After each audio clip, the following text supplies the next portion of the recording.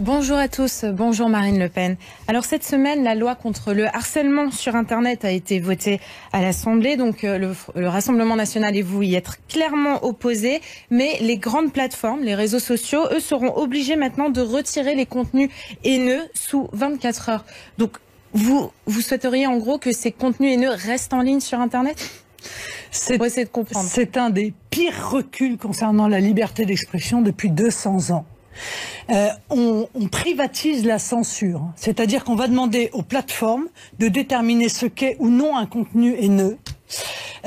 Et on va pousser des minorités à s'organiser pour pouvoir signaler des contenus qui politiquement leur déplaisent, qui ne sont pas du tout haineux, qui font partie du débat politique, mais qui leur déplaisent.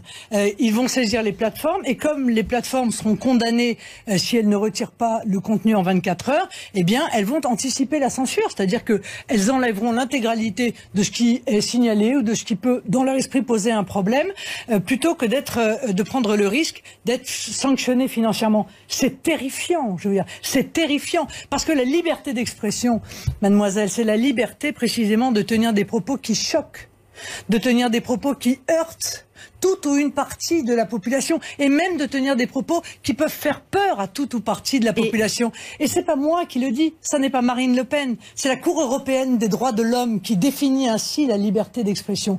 Donc je crois que c'est véritablement un recul terrible, et qu'une fois de plus, ça démontre qu'Emmanuel Macron et sa majorité ont un vrai problème avec les libertés.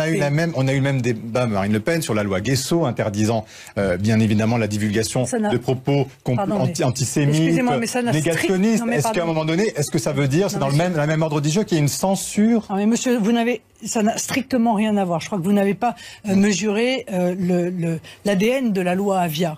Il s'agit d'exclure le juge. C'est ça le problème aussi de la loi Avia. C'est qu'aujourd'hui, le seul qui est capable de vous dire « vous avez dépassé les limites de la liberté d'expression en vertu de la loi », c'est le juge judiciaire. Or là, le juge judiciaire disparaît. C'est-à-dire que ça n'est pas le juge qui décide que la plateforme doit retirer votre propos, c'est la plateforme elle-même qui, par anticipation d'un jugement, dit « il faut je retire votre propos ». Je vous donne un exemple. Je l'ai donné d'ailleurs à l'Assemblée pendant le débat. Quelques secondes. J'ai été poursuivi pour avoir condamné les prières de rue. J'ai été poursuivi pour provocation à la haine et à la discrimination raciale. 5 ans plus tard, justice fonctionne comme très lentement, j'ai été relaxé.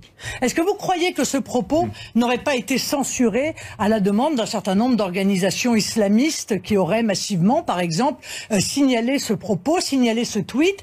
Est-ce que vous croyez que j'aurais pu m'exprimer ainsi et diffuser ma pensée si la loi Avia avait été votée à l'époque? La réponse est non. Eh bien, je dis que c'est terrible pour le débat d'idées dans notre pays.